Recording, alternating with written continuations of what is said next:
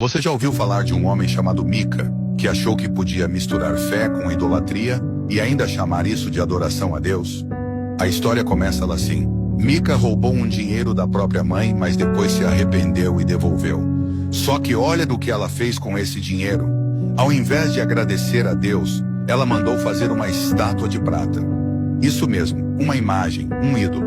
E Mica, achando que estava agradando a Deus, criou um altar dentro da própria casa, com roupas sacerdotais e tudo mais. Até aí, já parece confuso, né? Mas segura essa, ele colocou o próprio filho como sacerdote nesse templo caseiro.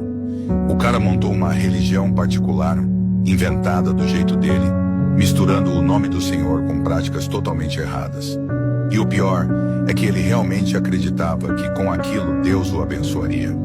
Parece estranho, pois é exatamente sobre isso que essa história vai falar com você. A situação fica ainda mais séria quando entra em cena um levita, alguém da tribo escolhida por Deus para servir no templo de forma verdadeira. Esse levita estava viajando, procurando um lugar para morar, e Mica o convida. Fica aqui comigo, seja meu sacerdote particular, eu te dou comida, roupa e salário. O levita aceita? Sim, ele aceita. Ele troca o chamado de Deus por conforto, por um salário, por uma posição falsa. E aí Mica acha que está com tudo. Agora sim, tem um levita na minha casa, Deus vai me abençoar com certeza. Só que tudo isso era uma distorção. Era a aparência de santidade, mas sem verdade. Quantas vezes hoje a gente não vê gente fazendo igual? Criando suas próprias versões de fé, usando o nome de Deus, mas ignorando a vontade dele. Essa história mexe com a gente porque mostra o perigo de adorar do nosso jeito e não do jeito que Deus mandou. Mas não para por aí. Um tempo depois, homens da tribo de Dan estão procurando uma terra para conquistar e passam pela casa de Mica.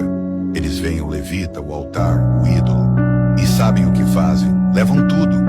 Pegam os ídolos, os utensílios sagrados e ainda convencem o levita a ir com eles e ser sacerdote de uma tribo inteira, não só de uma família. E ele vai. Ele troca de patrão, como se estivesse mudando de emprego comum. Mica, quando percebe, tenta correr atrás e recuperar tudo, mas é tarde demais. E aí vem a parte mais chocante. Ele não está preocupado por ter perdido o verdadeiro relacionamento com Deus, mas sim porque perdeu o objeto da sua fé. Isso escancara uma verdade profunda. Quando a fé se apoia em ídolos, estruturas e aparências, ela desmorona na primeira ventania. E tem muita gente hoje vivendo essa fé frágil, baseada em imagens, tradições e pessoas, em vez de estar enraizada em Deus de verdade.